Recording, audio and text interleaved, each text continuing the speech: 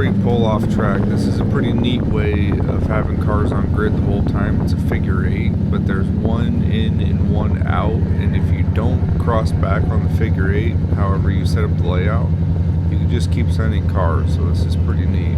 So you just hop off track, make sure you're going slow, and then roll through the pits. The pits is like your cool down time. By the time you reach the end where you're ready to get back on track, the car in front of you is already ready to go. So it ends up in like groups almost to a point.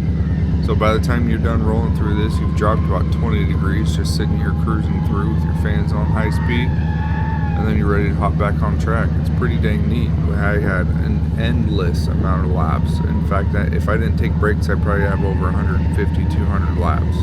It's absolutely insane. It's definitely a pretty well planned layout. It's a lot of fun and it's high speed. Let's hit some laps.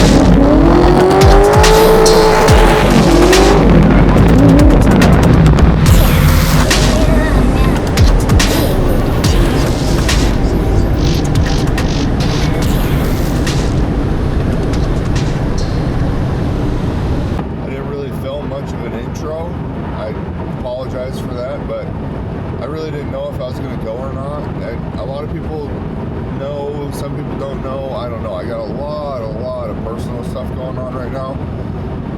It's pretty intense, so it's taking a lot of my time. I don't know if a lot of people know also, I run the shop by myself. It's literally just me.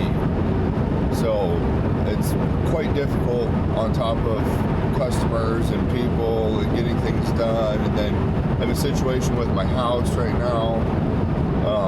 I don't know if I want to disclose a whole lot yet and stuff, but yeah, I just have a ton going on, so I didn't really know if I was going to go or not in general. And then Saturday I just went on a whim and just decided to go, and late at night, and it ended up being worth it. You know, my body hurts, but it's always worth it to just get away and just kind of go brainless for a minute, you know, as a buddy of mine likes to say, and just not think about nothing and just have fun and just let your body do the work. That's kind of how I feel when I'm drifting, that you're just in the middle of something and nothing else matters. There's no, what am I doing after this? There's no, I'm hungry. There's literally nothing. You're just in the moment. And it takes you away from everything. And that's probably one of the best things that I think a lot of drifters get from that. And the chaos behind it, it's almost like you can, like a punching bag, like you can get your anger out or things that you're upset about and stuff like that. It's a very violent, in a way, type of sport, but also poetic at the same time. The community of drifters are phenomenal people too. I've never met a community that is so well-rounded, so nice to each other, willing to help each other, especially racers or anything like that. I've been around, I grew up dirt bike racing, and nobody would lend you a pair of gloves. It's just completely different. Drifters will grab their shirt off their back and try and help you in any way they can. That part is amazing.